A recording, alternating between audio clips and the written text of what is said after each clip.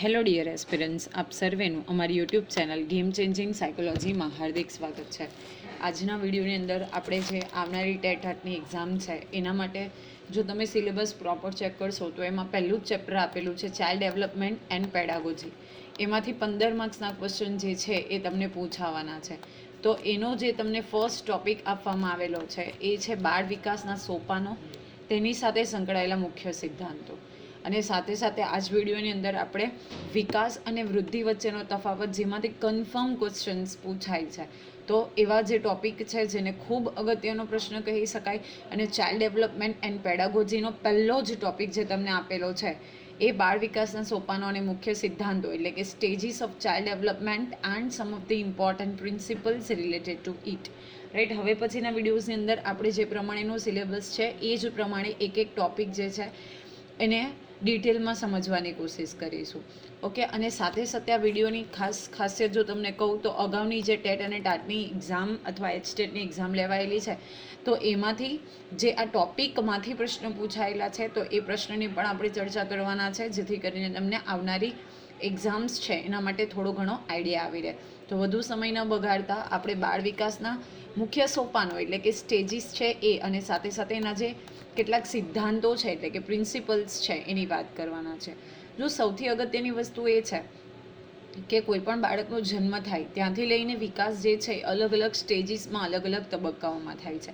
અને સાથે સાથે કેટલાક મનોવૈજ્ઞાનિકોએ આ જે સોપાનો છે એ અંગે અને વિકાસ અંગે કેટલાક સિદ્ધાંતો પણ આપેલા છે, તો એ અંગે આપણે ડિટેલમાં ડિસ્કશન કરીએ. સૌથી પહેલાં બાળકના વિકાસને સામાન્ય રીતે નીચેના મુખ્ય સોપાનોમાં વહેંચવામાં આવે છે. અને આ સોપાનોમાં દરેક બાળકમાં વિકાસની ગતિ અલગ અલગ હોઈ શકે, પરંતુ ક્રમ જે છે એ સામાન્ય રીતે સમાન રહે છે. હવે 5 સ્ટેપ્સ આપેલા છે જેમાં શું થાય છે, બાળકનો વિકાસ થાય છે. એટલે મુખ્ય 5 સોપાનોમાં મુખ્ય 5 સ્ટેજીસની અંદર બાળકનો વિકાસ થાય છે. બની શકે કે વિકાસની ગતિ છે એટલે કે સ્પીડ છે, સ્પીડ ઓફ ડેવલપમેન્ટ એ અલગ અલગ હોઈ શકે, એમાં તમને વેરિએશન જોવા મળી શકે, પરંતુ જે ક્રમ છે, ઓકે, વિકાસનો ક્રમ જે તમે આ સ્લાઇડ ઉપર જોઈ શકો છો એ સેમ રહે છે. ખૂબ જ અગત્યનું છે. આમાંથી કન્ફર્મ ક્વેશ્ચન દર વખતે એક્ઝામમાં પૂછાય છે, ભલે ટેટની એક્ઝામ હોય કે સી ટેટની એક્ઝામ હોય. સી ટેટમાં પણ આમાંથી ઘણા બધા પ્રશ્નો જે છે એ પૂછાય છે. લાક્ષણિકતાઓ જે તમને આપેલી છે એ, અને સાથે સાથે સમયગાળો છે એ, અને સોપાન એટલે કે સ્ટેજ, આ ત્રણ વસ્તુને તમારે ઇક્વલી મોઢે કરવી પડશે. કારણ કે ઘણી વખત સમયગાળો પૂછાય છે, ઘણી વખત લાક્ષણિકતાને આધારે સોપાનનું પણ એ લોકો નામ પૂછે છે. રાઈટ, તો બધી વસ્તુ તમારે બરાબર મહેનત કરવી પડશે અને યાદ રાખવી પડશે. સૌપ્રથમ આપણે જોઈએ કે પ્રસવ પૂર્વેનો સમયગાળો, પ્રીનેટલ પીરિયડ, તો ગર્ભાધાનના સમય સુધી, કન્સેપ્શન ટુ બર્થ, જ્યાં સુધી બાળકનો જન્મ ન થાય તો એ પહેલાંનો તબક્કો છે. એની મુખ્ય લાક્ષણિકતા તરફ આપણે નજર કરીએ તો સૌથી ઝડપી વિકાસ આમાં થાય છે અને શારીરિક બંધારણનો વિકાસ થાય છે. બાળકનું જે શારીરિક બંધારણ છે એનો માતાના ગર્ભમાં વિકાસ થાય છે, તો ધેટ વિલ બી પ્રસવ પૂર્વેનો સમયગાળો, જેને પ્રીનેટલ પીરિયડ તરીકે ઓળખવામાં આવે છે. કન્સેપ્શન ટુ બર્થ, ઓકે, ગર્ભાધાનના સમય સુધી શારીરિક બંધારણનો વિકાસ અને સૌથી ઝડપથી વિકાસ જે છે એ આ તબક્કામાં, આ સોપાનમાં, સ્ટેજમાં થાય છે. પછી છે શૈશવ અવસ્થા, જેને ઇન્ફેન્સી તરીકે ઓળખવામાં આવે, તો જન્મથી લઈને 2 વર્ષ સુધી. હવે જો જન્મ એટલે આપણે 0 to 2, તમને એવું પણ ઘણી બધી જગ્યાએ જોવા મળશે, તો એવું પૂછાય તો એમાં પણ કન્ફ્યુઝ થવાની જરૂર નથી. 0 to 2 લખેલું હોય, that will be also the same. તો શૈશવ અવસ્થા એટલે કે ઇન્ફેન્સી, જન્મથી 2 વર્ષ સુધીનો સમયગાળો, જેને આપણે બર્થ ટુ 2 years કહીએ. એની મુખ્ય લાક્ષણિકતા તરફ આપણે નજર કરીએ તો ઝડપી શારીરિક અને માનસિક વિકાસ. ઓકે, શારીરિક વિકાસ તો થશે, સાથે સાથે જે માનસિક વિકાસ છે એ પણ ઝડપથી આ ફ્રેઝની અંદર થશે. સંવેદનાત્મક અને ગતિજન્ય જે વિકાસ છે એ થશે. જો તમને ઘણી બધી વખત અહીંયાથી સી ટેટમાંથી પ્રશ્ન પૂછાયેલો છે કે सेंसरी मोटर स्किल का डेवलपमेंट कौन से फ्रेज के अंदर या स्टेज के अंदर सबसे ज़्यादा होता है, तो અહીંયા તમારો આન્સર આવે શૈશવ અવસ્થા કે અંદર. તો સંવેદનાત્મક હોય કે ગતિજન્ય હોય એટલે કે સેન્સરી મોટર જે સ્કિલ છે તો એનો સૌથી વધુ જો કોઈક વિકાસ થતો હોય તો એ શૈશવ અવસ્થામાં છે. મૂળભૂત લાગણીઓનો વિકાસ અને ભાષાની પણ શરૂઆત થાય છે. ઓકે, લાગણીઓ બાળક અહીંયાથી સમજે છે અને સાથે સાથે ભાષા એટલે કે લેંગ્વેજ બોલવાની એની ભાષાની અંદર એ ટ્રાય કરે છે. તો અહીંયા લખેલું છે કે સેન્સરી મોટર સ્કિલ. તમને કદાચ ખબર હશે તો બેઝિકલી જે બાળક હોય એનું ક્રેડલ એટલે કે ઘોડિયું હોય એની ઉપર અલગ અલગ પ્રકારના રમકડા એમાં જે ખાસ કરીને રાઉન્ડ મુવમેન્ટવાળું હોય એ લગાવવામાં આવે. કેમ? કારણ કે જે મોટર સ્કિલ છે એટલે કે બેઝિકલી જેની ગતિજન્ય સ્પીડ છે તો એનો અહીંયા તમને મેક્સિમમ વિકાસ જોવા મળે છે. તો ઘણી બધી વખત અહીંયાથી સી ટેટમાં પણ પ્રશ્ન પૂછાયેલો છે અને ટેટ અને ટાટની એક્ઝામમાં પણ આ પ્રશ્ન પૂછાય છે. ઓકે, તમે આ સ્લાઇડનો સ્ક્રીનશોટ લેવા માંગતા હોય તો તમે લઈ શકો છો અને આ જ PDF જે છે આપણી ટેલિગ્રામ ચેનલ ગેમ ચેન્જિંગ સાયકોલોજીમાં પણ તમને મળી જશે. પછી છે બાલ્યાવસ્થા એટલે કે પૂર્વ બાલ્યાવસ્થા, જેને આપણે અર્લી ચાઇલ્ડહુડ કહીએ. જો બાલ્યાવસ્થાને આપણે ફરીથી બે ભાગમાં વહેંચીએ, એક પૂર્વ બાળ અવસ્થા છે અને એક ઉત્તર બાળ અવસ્થા. તો પૂર્વ એટલે કે અર્લી ચાઇલ્ડહુડ ફેઝની વાત કરીએ તો that will B 2 to 6 years. Okay, 2 થી 6 વર્ષ સુધી ભાષાનો ઝડપી વિકાસ થશે. ઓકે, અહીંયા શું છે, બાળક જે છે પોતાની ભાષાની અંદર એને જે આવશે એ બોલવાનું ચાલુ કરે.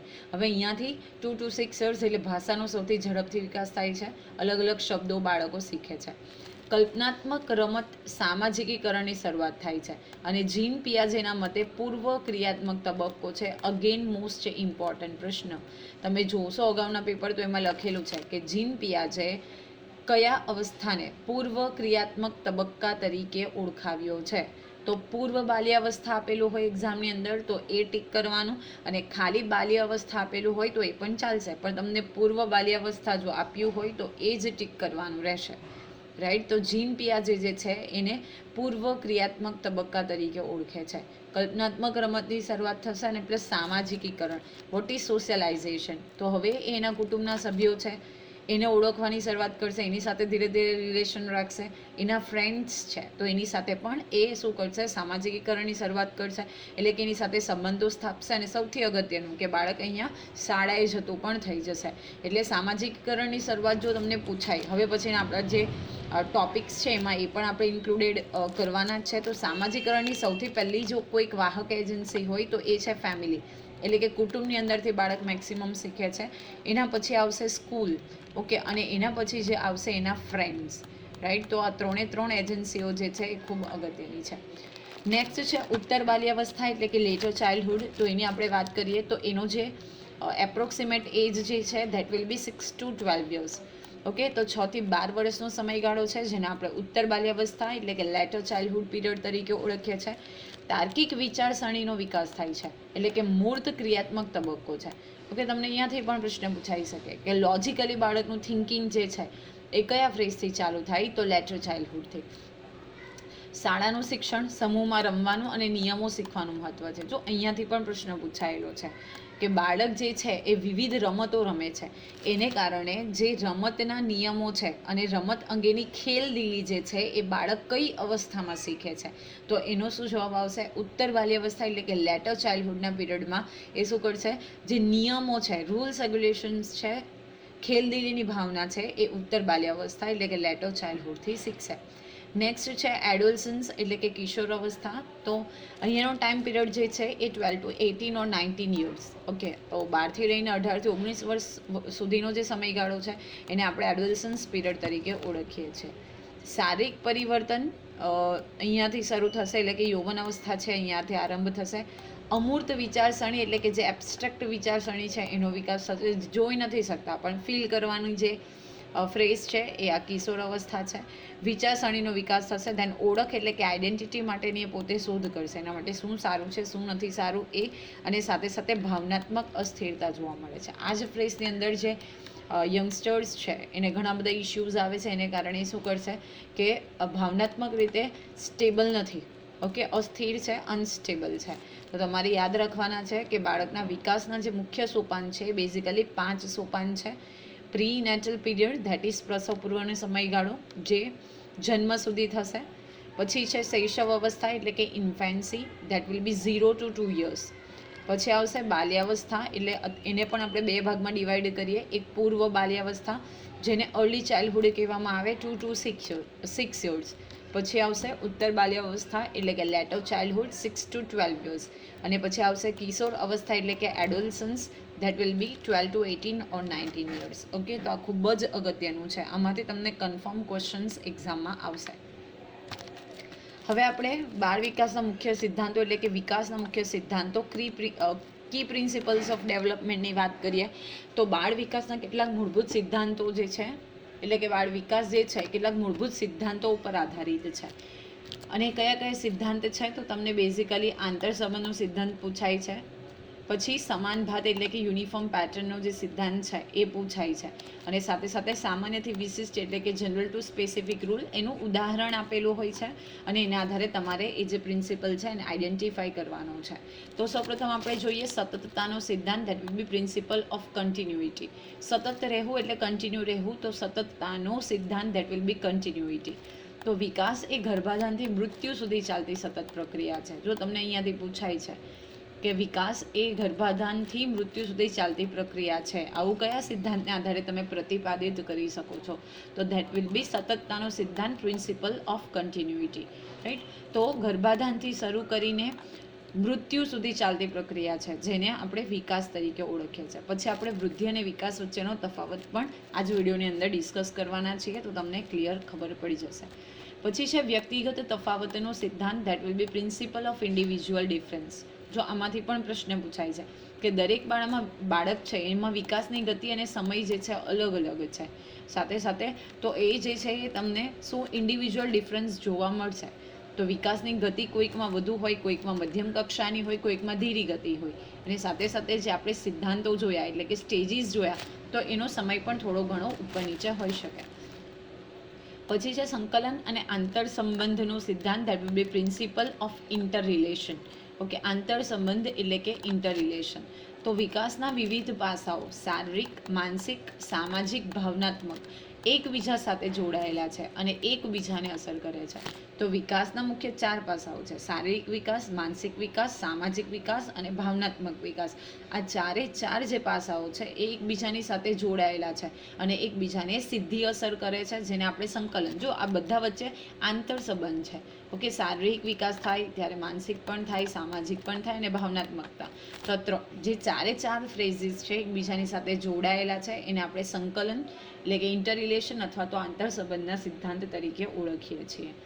નેક્સ્ટ છે સમાન ભાતનો સિદ્ધાંત એટલે કે principle of uniform pattern. Uniform એટલે અહીંયા તમારું સ્કૂલ યુનિફોર્મ નહીં પણ સરખું હોવું, ધેટ વિલ બી યુનિફોર્મ. તો વિકાસની ભાત એટલે કે પેટર્ન સમાન હોય છે, જેમ કે માથાથી પગ તરફ ધેટ ઇઝ કેફાલોકેડ્રુઅલ અને કેન્દ્રિતથી પરિધ તરફ એટલે કે પ્રોક્સિમોડિસ્ટલ. તો આ પણ તમને પૂછાય છે, તો બેઝિકલી આ પણ તમારે યાદ રાખવાનું છે કે સમાન ભાત જે છે પ્રિન્સિપલ ઓફ યુનિફોર્મ પેટર્ન એમાં માથાથી પગ તરફ હોય અને એક હોય કેન્દ્રથી પરિધ તરફ. હવે માથાથી પરિધ તરફ એટલે બેઝિકલી માથાથી લઈ અને નીચે એટલે કે જે આપણી નાભી છે ત્યાં સુધી આવશે અને નાભીથી બાકી અલગ અલગ આવશે. પછી છે સામાન્યથી વિશિષ્ટ પ્રતિસાદનો સિદ્ધાંત એટલે કે principle of general to specific response. તો બાળક પહેલાં સામાન્ય પ્રતિચાર આપે છે, that will be common general, અને પછી ધીમે ધીમે વિશિષ્ટ પ્રતિચાર આપતા શીખે છે. દાખલા તરીકે પહેલાં આખું શરીર હલાવવું અને પછી માત્ર આંગળીઓ હલાવવી. શું છે, પહેલાં સામાન્યથી વિશિષ્ટ પ્રતિચાર આપશે, જેમાં સૌથી પહેલાં એ કોમન જે છે જનરલ રિસ્પોન્સ એ કરશે, પહેલાં આખું શરીર હલાવે, પછી આંગળીઓ હલાવશે, માથું હલાવશે. તો એને આપણે શું કહી શકીએ, સામાન્યથી વિશિષ્ટ પ્રતિચારના સિદ્ધાંત તરીકે ઓળખીએ છીએ. હવે જો અહીંયા ખૂબ જ અગત્યના જે સિદ્ધાંતો છે કે બેઝિકલી આ જે વિકાસના સિદ્ધાંતો છે એ અંગે કયા કયા ખ્યાલો અને કયા કયા મનોવૈજ્ઞાનિકોએ ખ્યાલો આપેલા છે તો એ અંગે આપણે માહિતી મેળવીએ. તો સૌથી પહેલાં જીન પિયાજે. તો જીન પિયાજેનો સિદ્ધાંત જે છે એને જ્ઞાનાત્મક વિકાસનો સિદ્ધાંત કોગ્નિટિવ ડેવલપમેન્ટના નામે ઓળખવામાં આવે છે. ડેફિનેટલી આ સ્લાઇડ પણ મોસ્ટ ઇમ્પોર્ટન્ટ સ્લાઇડ છે, રાઈટ. એના મુખ્ય સિદ્ધાંતો schema. Now what is schema? Schema એટલે એક ડાયરો, ઓકે, જે બાળકને આવડે છે પણ એની બહાર જઈને જ્યારે એ કામ કરશે, રાઈટ. એનું સ્કીમા બેઝિકલી એટલે શું છે, તમારું કોઈક એક વસ્તુ પ્રત્યે તમે શું વિચારો છો, ઓકે, તો એને સ્કીમા કહેવાય. અને મેં તમને કીધું કે ડાયરાની બહાર જવું, ધેટ વિલ બી બેઝિકલી આપણે વાત કરીએ તો એ જીડીપીમાં આવશે, ઝેડપીડીમાં આવશે, ઝોન ઓફ પ્રોક્સિમલ ડેવલપમેન્ટમાં, ઓકે, લેવ વાઇગોટ્સ્કીમાં આવશે. તો સ્કીમા એટલે કે તમારો કોઈક એક વસ્તુ માટે તમે શું થિંકિંગ કરો છો, તમારા માટે શું વ્યાખ્યા છે. પછી સંતુલન, આત્મસાતીકરણ, સમાયોજન, આ જે બધા ખ્યાલો છે જીન પિયાજેના જ્ઞાનાત્મક વિકાસ સાથે સંકળાયેલા છે. એમણે મુખ્ય 4 તબક્કાઓમાં આ વિકાસ જે છે એને ડિવાઈડ કર્યો છે: સંવેદનકારક, પૂર્વ ક્રિયાત્મક, મૂર્ત ક્રિયાત્મક અને અમૂર્ત ક્રિયાત્મક. ઇમ્પોર્ટન્ટ ક્વેશ્ચન જે તમને અહીંયાથી પૂછાય છે, લેવ વાઇગોત્સ્કી, બધા જ અગત્યના છે. અને હવેની તમે એક્ઝામ પેટર્ન જોશો તો શું કરશે કે એક તરફ સાયક્રેટિસ્ટના નામ આપેલા હોય અને બીજી તરફ એના થિયરી એટલે કે સિદ્ધાંતના નામ આપ્યા હોય. એટલે 4 સાયક્રેટિસ્ટ આપેલા હોય, 4 એના પ્રિન્સિપલ અથવા થિયરી હોય, એને બધાને તમારે મેચ કરવાનો હોય. પહેલાં એક નામ અને એક સિદ્ધાંત પૂછાતો હતો, પણ હવે એ જે પેટર્ન છે એ થોડી જૂની થઈ જાય. લેવ વાઇગોત્સ્કીની વાત કરીએ તો એણે સામાજિક અને સાંસ્કૃતિક સિદ્ધાંત આપ્યો છે, જેમાં ખાસ કરીને ZPD, zone of proximal development, નિસરણીકરણ એટલે સ્કેફોલ્ડિંગ અને સાથી સહાય. જો ઝોન ઓફ પ્રોક્સિમલ ડેવલપમેન્ટ જે છે એ તમે તમારા દાયરાને જેટલી એબિલિટી છે રાઈટ એને તમે મોડિફાઈ કરશો. તો એ સાથે સાથે સ્કેફોલ્ડિંગ એટલે શું? માની લો કે બાળકને થોડી ઘણી સાયકલ ચલાવતા આવડે છે, ત્યારે એના પેરેન્ટ્સ જે છે પાછળથી પકડે છે, પણ પછી એક ફ્રેઝ એવો આવશે કે છોડી દેવામાં આવે, રાઈટ, જેથી કરીને બાળકને ખુદ જે કોન્ફિડન્સ છે એ આવી શકે. પછી છે Eric Ericsson, again most important કહી શકાય સામાજિક વિકાસનો સિદ્ધાંત, સાયકોસોશિયલ ડેવલપમેન્ટની થિયરી જે છે એરિક એરિક્સને આપેલી છે. એમાં ઓળખનો સંઘર્ષ અને 8 મનોસામાજિક તબક્કાઓ છે. ક્યારેક આપણે મતલબ અપકમિંગ એક્ઝામની વિડીયોઝની અંદર આપણે 8 જે મનોસામાજિક તબક્કાઓ છે તો એની પણ વાત કરીશું જે એરિક એરિક્સને આપેલા છે. પછી છે કોહલબર્ગ. જો એમ તો બધા ઇમ્પોર્ટન્ટ છે, ઓકે, કારણ કે જો હું એમ કહીશ કે આ ઇમ્પોર્ટન્ટ તો તમે એવું કહેશો કે મેડમ બધા ઇમ્પોર્ટન્ટ કે છે, પણ ટુ બી ઓનેસ્ટ આ બધા જ જે પ્રિન્સિપલ્સ છે ખૂબ અગત્યના છે. પછી છે કોહલબર્ગ, તો અગેન આ ઇમ્પોર્ટન્ટ છે. નૈતિક વિકાસનો સિદ્ધાંત એટલે પોતે મોરલ ડેવલપમેન્ટનો જે સિદ્ધાંત છે એ કોણે આપેલો છે? તો કોહલબર્ગે આપેલો છે. એમાં નૈતિક દ્વિધાઓ અને નૈતિક વિકાસના સ્તરો છે એ, ઓકે. કઈ ફ્રેઝમાં જે દ્વિધા એટલે કે આપણને મુશ્કેલી આવે છે, ઓકે, બાળકને પૈસાની જરૂર છે, સામે ચોરી કરે છે, તો એ બધા પણ જે છે એટલે એને અટકાવવું, પોઝિટિવ રેઇન્ફોર્સમેન્ટ આપવું, આ બધા જ જે ટોપિક્સ છે એની આપણે અપકમિંગ વિડીયોમાં ઓફકોર્સ ચર્ચા કરવાના જ છીએ. ખૂબ અગત્યનો અગેન કહી શકાય એવો પાવલોવનો સિદ્ધાંત જે છે શાસ્ત્રીય અભિસંધાન, that will B classical conditioning, જે પોતે કૂતરા ઉપરનો પ્રયોગ કરે છે. તો અનઅભિસંધિત ઉદ્દીપક અને અભિસંધિત પ્રતિચાર, આપણે અગાઉના વિડીયોમાં પણ ચર્ચા કરેલી કે જ્યારે શું કરવામાં આવે, ઘંટડી વગાડવામાં આવે તો એને ખોરાક મળશે, તો ઘંટડી સાંભળતા જ એના મોંમાંથી લાળ ઝરવી. પછી છે સ્કિનર, જેને સ્કિનર પેટી ખૂબ અગત્યની છે, ઉંદર ઉપર પ્રયોગ કરેલો છે. ધેટ વિલ બી કારક અભિસંધાન. ઓપરેટન્ટ કન્ડિશનિંગ એટલે ઓપરેટ કન્ડિશનિંગનો જે છે એ કારક અભિસંધાન. ધેટ વિલ બી પ્રબલન એટલે કે રેઇન્ફોર્સમેન્ટ અને સજા એટલે પનિશમેન્ટ. જુઓ, રેઇન્ફોર્સમેન્ટ 2 પ્રકારના હોઈ શકે, પોઝિટિવ અને નેગેટિવ. આ બધા જે વિડીયોઝ છે પ્રાણીઓ પરના એ આપણે ડિટેલમાં ચર્ચા કર્યા છે. તમે પ્લેલિસ્ટમાં જઈને મનોવૈજ્ઞાનિક પ્રયોગ એવું પ્લેલિસ્ટ છે ત્યાં જઈને તમે જોઈ શકો. જો બાળકને પ્રબલન પોઝિટિવ આપવામાં આવશે તો એ જે શીખવાની ઝડપ છે એ વધારે હશે, અને નેગેટિવ એન્ફોર્સમેન્ટ એટલે કે પ્રબલન પણ હોઈ શકે. ધેટ વિલ બી પનિશમેન્ટ, જેને આપણે નેગેટિવ જે રેઇન્ફોર્સમેન્ટ છે એમાં આપણે ઇન્ડિકેટ કરી શકીએ. હવે ખૂબ અગત્યનું, આમાં પણ તમને ઘણા બધા પ્રશ્નો પૂછાય છે, વૃદ્ધિ અને વિકાસ વચ્ચેનો તફાવત એટલે કે difference between growth and development વિશે વાત કરીએ તો વૃદ્ધિ એટલે શું? તો વૃદ્ધિ શબ્દનો જે અર્થ છે એ શારીરિક કદમાં થતા વધારા સાથે સંકળાયેલો છે. જો આપણને એક નજરમાં એવું જ લાગે કે વૃદ્ધિ અને વિકાસ જે છે, ઓકે, તો એ બંને સેમ છે, પણ વૃદ્ધિ એવું નથી. વૃદ્ધિ અને વિકાસ વચ્ચે ઘણી પાતળી ભેદરેખા છે, આપણે એવું કહી શકીએ.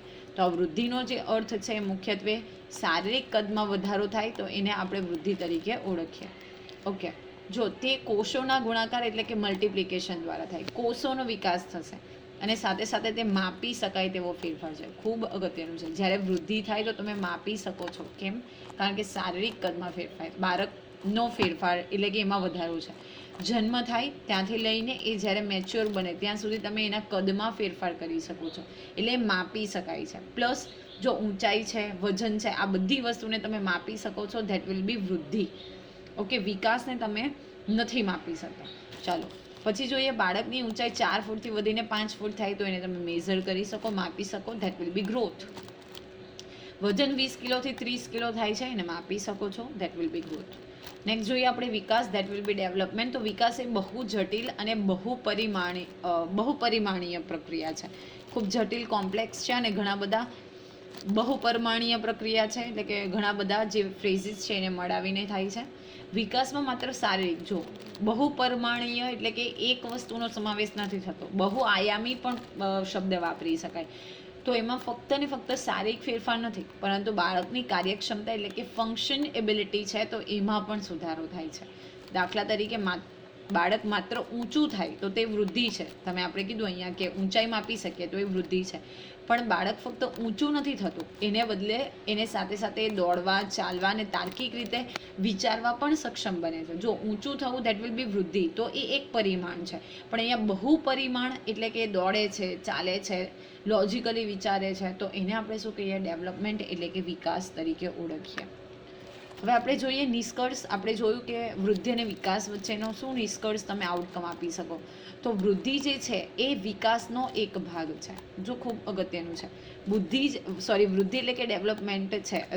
વૃદ્ધિ જે છે તો આપણે જોયું કે અહીંયા જ્યારે આપણે વાત કરી વૃદ્ધિ એટલે કે ગ્રોથની અને વિકાસ એટલે કે ડેવલપમેન્ટની, તો જે વૃદ્ધિ છે એ ડેવલપમેન્ટનો એક ભાગ છે અને વિકાસ એ વ્યાપક અને સંકલિત ખ્યાલ છે જેમાં વૃદ્ધિનો સમાવેશ થાય છે. એટલે વિકાસનો જે ખ્યાલ છે ખૂબ મોટો છે અને એની અંદર કોનો સમાવેશ થાય છે? તો વૃદ્ધિનો સમાવેશ થાય છે. જો વચ્ચે તમે જોઈ શકો ગ્રોથ, રાઈટ, તો એમાં ઓર્ગેનાઇઝેશનલ ડેવલપમેન્ટ, પ્રોફેશનલ ડેવલપમેન્ટ અને સાથે સાથે પર્સનલ ડેવલપમેન્ટનો પણ સમાવેશ થઈ જશે. અને બધાનો સમાવેશ જ્યારે થશે તો that will B your Vikas, that will B growth, right. તો એ પણ યાદ રાખવાનું છે. તો તમને અહીંયાથી પણ આ પણ ખૂબ અગત્યનું છે કે વૃદ્ધિ એટલે ગ્રોથ, જ્યારે વિકાસ એટલે ડેવલપમેન્ટ. તો ગ્રોથ સેન્ટરમાં છે, પણ તમે જોઈ શકો કે ખાલી ગ્રોથ એટલે એક જ ફ્રેઝનો નહીં, ઓર્ગેનાઇઝેશન પણ ડેવલપમેન્ટ થાય, પ્રોફેશનલ પણ ડેવલપમેન્ટ થાય અને પર્સનલ પણ ડેવલપમેન્ટ, એટલે બધા જ વસ્તુઓનો વિકાસ જે છે એ તમે જોઈ શકો. હવે આપણે વૃદ્ધિ અને વિકાસ વચ્ચે અહીંયા તમે જોઈ શકો, ઇઝી તમને યાદ રહી શકે એ માટે મેં એક ટેબલ બનાવેલું છે. સૌપ્રથમ આપણે જોઈએ અર્થ એટલે કે મિનિંગ. તો વૃદ્ધિનો આપણે અર્થ જોઈએ તો શારીરિક અને શરીરના ભાગોમાં થતા ફેરફારો, જેમ કે કદ, ઊંચાઈ, વજન. જ્યારે માત્ર ને માત્ર જો શારીરિક અને શરીરના ભાગોમાં થતા ફેરફાર સૂચવે તો એને આપણે ગ્રોથ એટલે કે વૃદ્ધિ તરીકે ઓળખીએ. દાખલા તરીકે કદ વધે, ઊંચાઈ, વજન વગેરે. જ્યારે વિકાસ એટલે ડેવલપમેન્ટ, ધેટ વિલ બી સજીવમાં થતા સમગ્રલક્ષી એટલે કે ઓવરઓલ ફેરફારો, જેમાં ગુણાત્મક, જથ્થાત્મક એ બંને પાસાઓનો સમાવેશ થાય. પછી જોઈએ સ્વરૂપ એટલે કે નેચર. તો જથ્થાત્મક, તે માપી શકાય તેવું છે. આપણે જોયું વેટ 20 થી 30 થશે, 5 ફીટથી લઈને માનો કે 5 હાઇટ થશે. જ્યારે તમને અહીંયાથી પણ પૂછાય છે કે વૃદ્ધિ જે છે એ કેવું સ્વરૂપ છે? તો જથ્થાત્મક છે. જ્યારે વિકાસ જે છે એ ક્વોલિટેટિવ છે, ગુણાત્મક છે, અને અહીંયા આવશે ક્વોન્ટિટેટિવ, રાઈટ. નેક્સ્ટ જોઈએ, જો ગુણાત્મક અને જથ્થાત્મક બંને છે અને અહીંયા જે છે ફક્ત જથ્થાત્મક. કેમ? કારણ કે જો અહીંયા કદાચ અહીંયા આપણે એક્ઝામ્પલ ત્યારે જોયેલું કે હાઇટ વધે છે તો તમે એને માપી શકો છો, પણ હાઇટની સાથે બાળકનું જે લોજિકલ થિંકિંગ છે એનો વિકાસ થાય છે, એ કંઈક અલગ વિચારે છે તો એ વિકાસમાં આવશે. પછી અવધિ એટલે કે પીરિયડ. તો ચોક્કસ ઉંમર સામાન્ય રીતે પુખ્ત વય સુધી ચાલીને અટકી જાય છે, એટલે કે ચોક્કસ ઉંમર સુધી જે છે વૃદ્ધિ આપણે જોઈ શકીએ છીએ. જ્યારે વિકાસની વાત કરીએ તો વિકાસ જે છે એ સતત ચાલતી પ્રક્રિયા છે, જે ગર્ભાધાનથી મૃત્યુ સુધી એટલે કે લાઈફ લોંગ ચાલે છે. પછી જોઈએ માપન એટલે કે મેઝરમેન્ટ. તો પ્રત્યક્ષ એટલે કે ડાયરેક્ટ રીતે માપી શકાય. દાખલા તરીકે વજન કિલોગ્રામમાં, ઊંચાઈ સેન્ટીમીટરમાં માપી શકાય. જ્યારે વિકાસની વાત કરીએ ડેવલપમેન્ટની, તો અપ્રત્યક્ષ રીતે અવલોકન એટલે કે ઓબ્ઝર્વેશન અને મૂલ્યાંકન, એસેસમેન્ટ એના દ્વારા નક્કી થાય છે. ઓકે, બુદ્ધિ જે છે એ અને સમજણ. દાખલા તરીકે બુદ્ધિ જે છે એ તમે શું કરી શકો? ઓબ્ઝર્વેશનથી પણ જોઈ શકો અને એનું એસેસમેન્ટ પણ કરી શકો. જ્યારે સમજણ જે છે એ તમે શું કરી શકો? ફક્ત ને ફક્ત ઓબ્ઝર્વ કરી શકો. નેક્સ્ટ છે દિશા એટલે કે ડાયરેક્શન. તો એક ચોક્કસ દિશા હોતી નથી, તે શારીરિક ફેરફારો પૂરતી મર્યાદિત છે. જ્યારે અહીંયા ક્રમબદ્ધ અને સુસંગત એટલે કે ઓર્ડરલી એન્ડ કોહેરન્ટ જે છે એ ડેવલપમેન્ટ તમે જોઈ શકો. દાખલા તરીકે મસ્તકાદોન્મુખી એટલે કે માથાથી પગ તરફ. ઓકે, આ ઘણી બધી વખત પ્રશ્ન પૂછાયેલો છે. પછી છે ક્ષેત્ર એટલે કે સ્કોપ. તો સંકુચિત એટલે કે નેરો અને વિકાસનો એક ભાગ છે, એટલે વિકાસનો એક ભાગ. જો ડેવલપમેન્ટ જે છે ખૂબ મોટો ખ્યાલ છે, ધીસ ઇઝ ડેવલપમેન્ટ, પણ ડેવલપમેન્ટની અંદર સમાયેલો છે growth. Okay, that will B growth. જ્યારે વિકાસની વાત કરીએ તો એ વાઇડ એટલે કે વ્યાપક ખ્યાલ છે. તેમાં શારીરિક, માનસિક, સામાજિક, ભાવનાત્મક અને નૈતિક વિકાસનો સમાવેશ થાય છે. નેક્સ્ટ છે પરિણામ અથવા તો રિઝલ્ટ. તો રચનાત્મક ફેરફારો લાવે છે. અને અહીંયા રચનાત્મક અને વિધ્વસાત્મક એટલે કે જૂની આદતો છોડવી બંને પ્રકારના ફેરફાર છે. રચનાત્મક અને જે જૂની આદતો છે તો એનો પણ જે ચેન્જ છે એ તમે શેમાં જોઈ શકો છો? વિકાસમાં. તો આ ટેબલ પણ ખૂબ અગત્યનું છે. હવે અગાઉની જે પરીક્ષા છે એમાંથી આ કોન્સેપ્ટમાંથી પૂછાયેલા કેટલાક પ્રશ્ન છે તો એનો જવાબ જોઈએ. તો નીચેનામાંથી કયો ખ્યાલ જથ્થાત્મક એટલે કે ક્વોન્ટિટેટિવ પરિવર્તનો સાથે સંકળાયેલો છે? ઓપ્શન નંબર એ વિકાસ, ઓપ્શન નંબર બી પરિપક્વતા, વૃદ્ધિ અને અધ્યયન. તો અહીંયા આન્સર આવશે વૃદ્ધિ. હમણાં જ આપણે જોયું કે વૃદ્ધિનો જે ખ્યાલ છે જથ્થાત્મક એટલે કે ક્વોન્ટિટેટિવ છે. નેક્સ્ટ છે વિકાસ કયા સમયગાળા દરમિયાન થતી પ્રક્રિયા છે? જો જન્મથી કિશોર અવસ્થા, મૃત્યુથી પુખ્ત વય, જન્મથી પુખ્ત વય, ગર્ભાધાનથી મૃત્યુ અને 5 થી 8. તો આપણે જોયું કે લાઈફ લોંગ ચાલતી પ્રક્રિયા છે. તો આન્સર આવશે C will be the correct answer, ગર્ભાધાનથી મૃત્યુ સુધી. નેક્સ્ટ છે બુદ્ધિ વિશે નીચેનામાંથી કયું વિધાન ખોટું છે? જો તમને આવું પૂછાય છે, બહુ જલ્દી નહીં કરવાની. ઓકે, તે માત્ર શારીરિક ફેરફારો દર્શાવે છે. તો સાચું છે. વૃદ્ધિમાં આપણે ખોટું વિધાન શોધવાનું છે. તેને માપી શકાય છે? તો હા, બુદ્ધિને માપી શકાય છે. તે વિકાસનો એક ભાગ છે? આ પણ સાચું છે. પણ જે વૃદ્ધિ છે એ સતત ચાલતી પ્રક્રિયા છે, ખોટું છે. વિકાસ સતત ચાલતી પ્રક્રિયા છે, જ્યારે વૃદ્ધિ જે છે એ અમુક ફ્રેઝ ઉપર આવીને અટકી જાય છે. જો આપણે હમણાં જ જોયું કે અમુક ચોક્કસ ઉંમર સુધી એટલે કે સામાન્ય રીતે પુખ્ત વય સુધી ચાલીને અટકી જાય છે. તો અહીંયા આપેલું સેન્ટેન્સ કે તે સતત ચાલતી પ્રક્રિયા છે તો એ વિકાસ છે. રાઈટ. તો વૃદ્ધિ માટે ખોટું વિધાન કયું છે? તો એ સતત ચાલતી પ્રક્રિયા છે, કારણ કે તે અમુક સમયે જે વૃદ્ધિ છે એ અટકી જાય છે. પછી જોઈએ નીચેનામાંથી કયો સિદ્ધાંત વિકાસનો સિદ્ધાંત એવું દર્શાવે છે કે પહેલાં બાળક હાથનો ઉપયોગ કરવાનો અને પછી આંગળીઓનો ઉપયોગ કરવાનું શીખે છે? તો મસ્તકાબોધમુખી સિદ્ધાંત, કેન્દ્રોમુખી સિદ્ધાંત એટલે કે કેન્દ્ર અભિમુખી સિદ્ધાંત, મસ્તક જે છે એનો સિદ્ધાંત, વ્યક્તિગત તફાવતનો સિદ્ધાંત કે વર્તુળાકાર વિકાસનો સિદ્ધાંત? તો કેન્દ્ર અભિમુખી એટલે કે પ્રોક્સિમોડિસ્ટલ સિદ્ધાંત જે છે કેન્દ્રથી પરિધ તરફ. જો બાળક જે છે એ પહેલાં હાથનો ઉપયોગ કરશે પછી આંગળીનો ઉપયોગ કરશે તો એને આપણે એવું કહી શકીએ કેન્દ્ર અભિમુખી. અહીંયા મસ્તક અભિમુખી સિદ્ધાંત જે છે કેન્દ્ર અભિમુખી. તો કેન્દ્ર આપણે જોયું કે પહેલાં કેન્દ્રથી પરિધ તરફ જશે, પહેલાં વધારે કરશે અને પછી ઓછું. પણ જો એવો પ્રશ્ન આવે કે પહેલાં આંગળી આપણે એવું કહીએ કે અહીંયા આપણે જોયેલું કે શરીરનો આખો વિકાસ થાય અથવા તો હાઇટમાં જે ફેરફાર થાય તો એ પછી આવશે આમાં મસ્તકમાં. વિકાસના કયા સિદ્ધાંત મુજબ શારીરિક, માનસિક અને સામાજિક પાસાઓ એકબીજાને? જો આ પ્રશ્ન ઘણી બધી વખત પૂછાયેલો છે તો અહીંયા યાદ રાખવાનું છે કેન્દ્ર અભિમુખી છે. ઓકે, વિકાસના કયા સિદ્ધાંત મુજબ શારીરિક, માનસિક અને સામાજિક પાસાઓ એકબીજાને અસર કરે છે? તો એમાં આવશે સંકલન અને આંતર સંબંધ એટલે કે ઇન્ટર રિલેશનનો જે સિદ્ધાંત છે. આપણે જોયેલું કે શારીરિક, માનસિક અને સામાજિક પાસાઓ એકબીજા સાથે ડિપેન્ડેડ છે અને એ બધી વસ્તુ જે છે એ વિકાસને અસર કરશે. બાળક પહેલાં સામાન્ય પ્રતિક્રિયા આપે છે અને પછી વિશિષ્ટ પ્રતિક્રિયા આપતા શીખે છે. તો આ કયા સિદ્ધાંતનું ઉદાહરણ છે? તો સામાન્યથી વિશિષ્ટ એટલે કે જનરલ ટુ સ્પેસિફિક પ્રતિચારનું ઉદાહરણ છે. તો આ પણ પ્રશ્ન ખૂબ અગત્યના છે.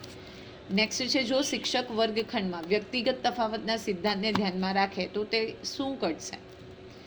તો જો આપણે જોયું કે વ્યક્તિગત દરેક વિદ્યાર્થીમાં તફાવત છે. તમને આવા પ્રશ્ન પૂછાશે એઝ અ ટીચર તરીકે તો બધા વિદ્યાર્થીઓને એક સરખું હોમવર્ક આપશે? તો ના.